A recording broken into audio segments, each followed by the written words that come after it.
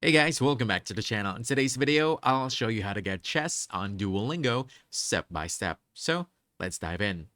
First, you want to make sure your Duolingo app is fully updated.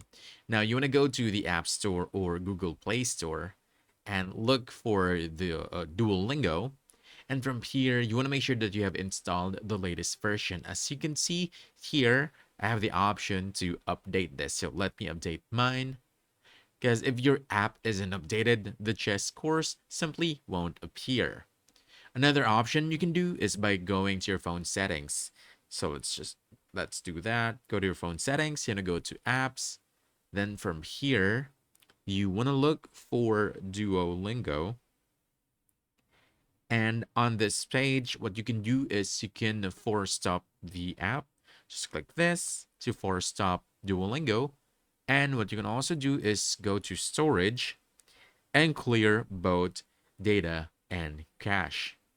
Finally, you can also try logging out and back in or deleting and reinstalling the app. For some users, chess appears after doing that. But if you don't still see chess right away, don't panic. Duolingo is rolling out this feature gradually, so not everyone gets it at the same time. One more important thing to know, chess launched first on iOS and Android access is still rolling out. So if you're on Android, it may simply not be available on your account yet. And that's about it. If you found this helpful, don't forget to hit that like button, subscribe for more quick guides, and I'll see you in the next one. Thanks.